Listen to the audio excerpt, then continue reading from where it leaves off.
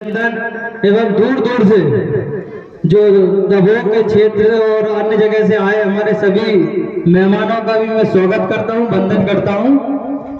और चूंकि अभी हमारे अतिथि कुछ समय में आने वाले हैं, उससे पहले अभी कई वक्ताओं की बात मैं सुन रहा था, चूंकि मुझे भी बोलने का मौका दिया, उसके लिए बहुत बहुत धन्यवाद। साथियों, आज महात्मा फुले जी की जयंती पर हम सब लोग इकट्ठे हुए हैं।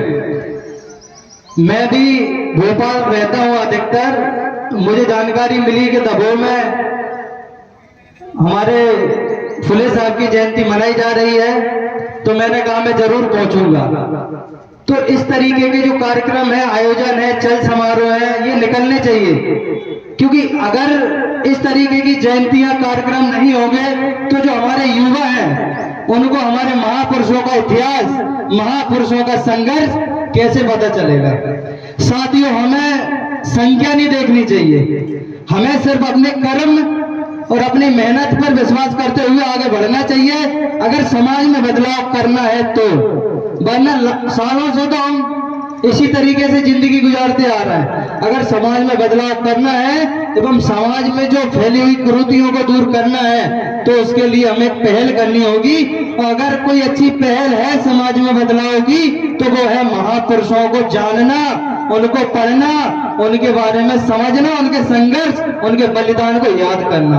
और वही कारण है, अगर हमने अपने महापुरुषों को याद नहीं किया, उनकी जयंती, उनके परिनिर्वाण दिवस नहीं मनाए, तो आने वाले जो हमारी पीढ़ी है वो नहीं जान पाएगी कि उन्होंने कितना संघर्ष किया है।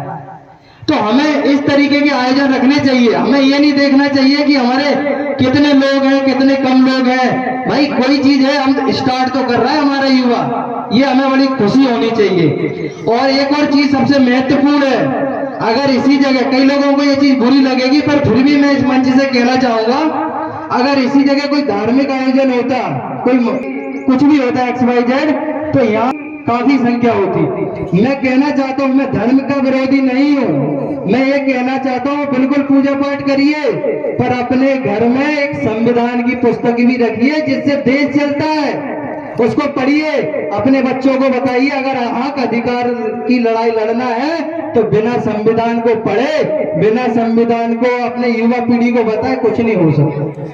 क्योंकि आज आप देख रहे हैं नौकरियों में हर जगह कंपटीशन का जमाना है, तो हमें इस चीज को समझना होगा। प्राइवेटेशन हो रहा है हर जगह। भाई आप सरकारी नौकरी की तरफ भागोगे, सब प्राइवेट हो जाएगा तो क्या ले लोगे। तो इसीलिए हमें समझना होगा। और जो हमारे इतनी अच्छी पुस्तक जो बाबा साहब ने हमें कितने संघर्ष और कितनी बुरी परिस्थिति में उसको हमारे सामने रखा है, हमें उसको समझना होगा।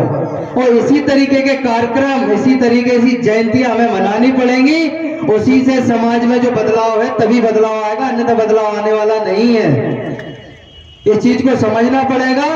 तो युवा होने के नाते मैं युवा पीढ़ी से एक बात जरूर कहना चाहूंगा, जो एक उम्र है 20 से 30 साल, 35 साल, इसी उम्र में बदलाव की जो अधिकतर चीजें बदल सकते हैं, बदलाव होता है। उसके बाद तो जिम्मेदारियां आती हैं। तो हमें बड़े स्तर पे कार्यक्रम भी मनाने चाहिए, बड़े स्तर पे जयंतियां भी मनाने चाहिए। और जो लोग कहते हैं हमें विधानसभा में, अपने जिले में, अपने ग्राम पंचायत में, तहसील में, ब्लॉक में बदलाव करना है, तो हमें यूनिटी, एकता बना के काम करना होगा।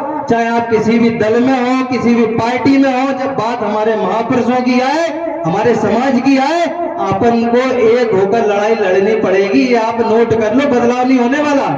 बदलाव तभी होगा जब एक होंगे।